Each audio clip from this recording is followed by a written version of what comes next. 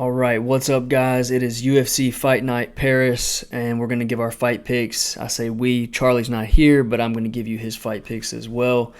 First fight, we've got Jourdain versus Wood. Well, first fight on the main card. We're only going over the main card today. We've both got Jourdain in this. I really like Jourdain's style. It reminds me a lot of a Pettis back in the day when Pettis was a little bit more dominant and young and kind of went for the kill a little bit more. He will jump off the cage. He will throw flying knees, Superman punches. He's a little bit risky with his attacks, but I like that. It makes for a fun fight. But he's also very, very technical. And, again, that's what I used to see in, like, a younger Pettis. He was real technical like that and was finishing guys. So we both went with Jourdain. So we'll see how that one plays out. Jourdain is coming off of a loss, and I do want to note that I don't think he lost that fight. I think that he won that last fight in the third round. I had it 1-1 going into that round. I think Charlie did too. We were texting saying we both had Jourdain in that last fight. So we'll move on, though. In the next one, we've got William Gomes versus Jarno Aarons. I've got Gomes, and Charlie's got Aarons. So I don't have the reasoning for Charlie picking Aarons, but for Gomes, on my end, why I picked Gomes, he seems real rangy, really fast. Not that Jarno Aarons doesn't have some speed to him, but I think that Gomes is going to be a little bit faster. He's got some lethal kicks that come really fast, and they come from a pretty good distance, it seems, and he really throws them. Like, he throws them with bad intentions. That's why I have Gomes. Again, Charlie has Aarons. We'll move on to the next fight. We've got John Makdessi versus Nasrat Haqparast. Try saying those names 5 times fast. But we've both got Haqparast, both Charlie and I. I think that he dominates this fight. I don't, no disrespect to Makdessi at all. I respect what these guys do a lot.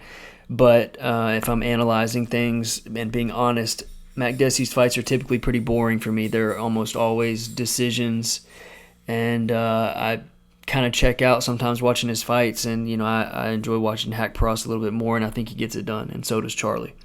All right, moving on to we've got Alessio Chirico versus Roman Kopalov. In this fight, we're split. I've got Chirico, and Charlie's got Kopalov. So both guys kind of have spotty records. Kopalov has lost his first 2 UFC fights. He's only been in the UFC for 2 fights so far, but he does have some heavy hands. He's got quite a few TKOs before he got to the UFC. Chirico, I've got him winning. I think he's got some heavy kicks. I think that he's fought higher level competition. He knocked out Joaquin Buckley, but then he also got knocked out by who was it? By